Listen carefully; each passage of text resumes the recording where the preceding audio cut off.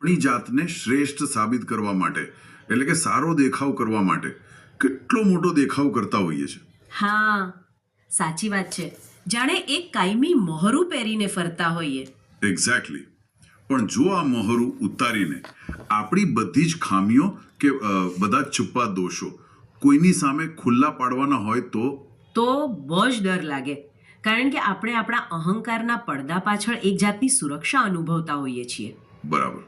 આપણને એવું લાગે કે બધું આપણા કંટ્રોલમાં છે અને જો કોઈ આપણી નબળાઈ જાણી જશે તો આપણું પતન થશે. હું ઘણીવાર વિચારતી હતી કે આ ડર બહુ સ્વાભાવિક છે. અને આજની આપણી આ ગહન ચર્ચામાં આપણે આ જ પડદાને હટાવવાની વાત કરવાના છીએ.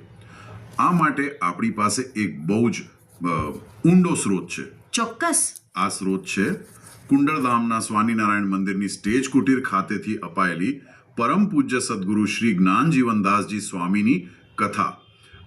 આ કથા 1 એપ્રિલ 2026 બુધવારના રોજ અપાયેલી છે. હા, અને આ કથા શિક્ષાપત્રી ભાષ્યના શ્લોક 200 પર આધારિત છે, જેનો કથાભાગ 463 છે. આપણે એ શ્લોક ગાવાનો નથી, પણ એનો ગહન અર્થ સમજવાનો છે. બરાબર. એટલે આજની ચર્ચાનો મુખ્ય હેતુ એ સમજવાનો છે કે ભગવાન પ્રત્યેની સંપૂર્ણ નિખાલસતા એટલે કે ટ્રાન્સપેરન્સી કેવી રીતે સાચા આધ્યાત્મિક આનંદ તરફ દોરી જાય છે. સાવ સાચી વાત.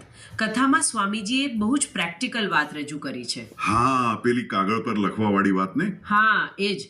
એટલે પોતાના દોષો અને કપટને એક કાગળ પર લખો અથવા તો અત્યારના જમાના પ્રમાણે મોબાઈલમાં રેકોર્ડ કરો.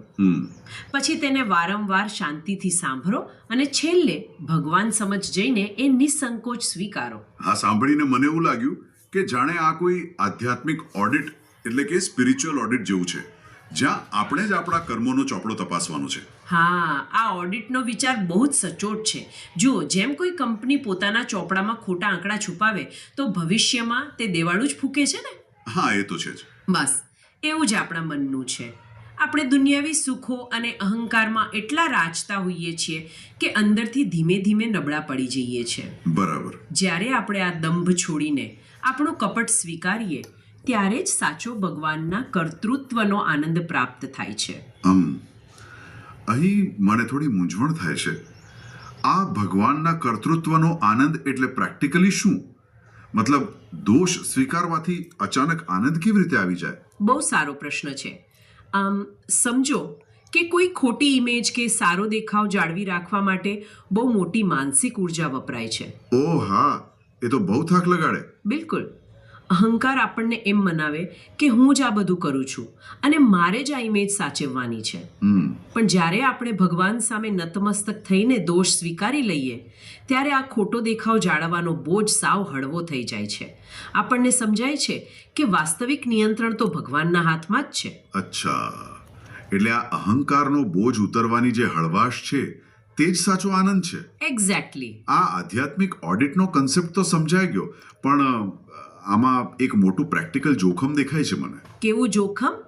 જો આપણે કાગળ પર આપણા બધા દોષ લખીને કોઈની પણ સામે મૂકી દઈએ તો આજના જમાનામાં લોકો એનો ગેરલાભ લેવામાં પાછા નહીં પડે.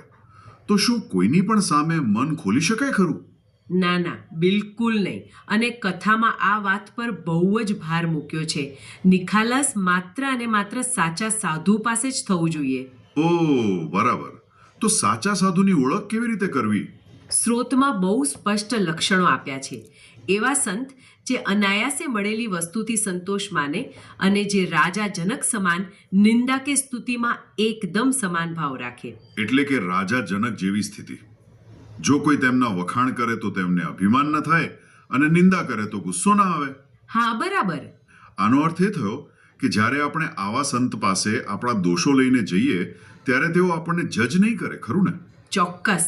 તેમને તમારા દોષો સાંભળવામાં કોઈ કુતૂહલ કે રસ નથી હોતો. તેમનો એકમાત્ર હેતુ તમારા દોષો દૂર કરવામાં જ હોય છે. કથામાં 2 અદ્ભુત ઉદાહરણ પણ આપ્યા છે. જો એક સર્પ બીજા સર્પના ઘરે મહેમાન બનીને જાય તો તેને ઝેર જ પીરસાય ને. હા, સાચી વાત છે. અથવા તો પારકા ઘરમાં ઘૂસી જતા ગુંડાઓ પાસે આપણે ન્યાય માંગવા જઈએ તો શું થાય? લૂંટાઈ જ જવાય.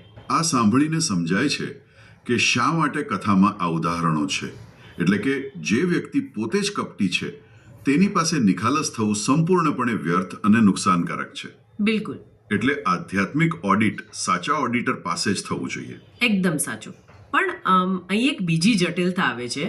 ધારો કે આપણને આવા નિષ્પક્ષ અને સાચા ગુરુ મળી પણ ગયા, તો પણ માણસ બધું સાચું કહેતા અચકાય છે. એવું કેમ? મને લાગે છે કે આપણી સામાજિક પ્રતિષ્ઠા અને માન ગુમાવવાનો ડર જ આપણને રોકે છે. આપણે વિચારીએ કે જો સત્ય કહીશ તો મારો જે પ્રભાવ છે તે પૂરો થઈ જશે. હા, અને આ ડર જ દમનો સૌથી મોટો ભાર છે. કથામાં સનતકુમારનો ઉપદેશને ટાંકીને બહુ સરસ વાત કરી છે. શું વાત કરી છે? કે અમુક સંબંધોમાં ક્યારેય કપટ ન હોવું જોઈએ. જેમ કોઈ સેવકે રાજા પાસે, શિષ્યએ ગુરુ પાસે અને પત્નીએ પતિ પાસે કપટ ન કરવું જોઈએ. એવી જ રીતે ભગવાન અને સંતો આગળ તો ક્યારેય દંભ ન રાખવો જોઈએ. એટલે કે પેલા કંપનીના ઓડિટની જેમ ચોપડામાં આંકડા સારા દેખાડવાથી કંપની નફામાં નથી આવી જતી. વાસ્તવિકતામાં જ અંદરથી સુધારો કરવો પડે. હા, માત્ર સારો દેખાવ કરવાથી મોક્ષ મળતો નથી.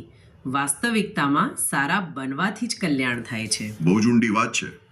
તો જો આખી વાતનો સાર કાઢીએ તો આપણું આયુષ્ય બહુ ટૂંકું છે અને આત્માનું કલ્યાણ સાધવું અત્યંત જરૂરી છે. બિલકુલ. એટલે આ દંભનો બોજ ફગાવી દઈ સાચા સંત અને ભગવાનના શરણે સંપૂર્ણ નિખાલસ થવું એ જ શાંતિનો એકમાત્ર માર્ગ છે. હા, એ જ સાચો રસ્તો છે. પણ આપણે આધ્યાત્મિક માર્ગે તો આ નિખાલસતાની વાત કરી. અહીં અંતમાં એક નવો જ વિચાર કરવા જેવો છે.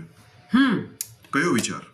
આપણે દુનિયાની સામે આપણી ખામીઓ છુપાવવા અને સારો દેખાવ કરવા પાછળ જેટલી ઉર્જા અને સમય વેઢફીએ છીએ, હા, બહુ ઉર્જા વપરાય છે. જો તેટલી જ ઉર્જા તે ખામીઓને અંદરથી સુધારવામાં લગાવીએ તો આપણી આધ્યાત્મિક શાંતિની યાત્રા કેટલી ઝડપી બની જાય. અરે વાહ! આ ખરેખર એક એવો પ્રશ્ન છે જેના પર આપણે સૌએ શાંતિથી વિચાર કરવો જ રહ્યો. ચોક્કસ.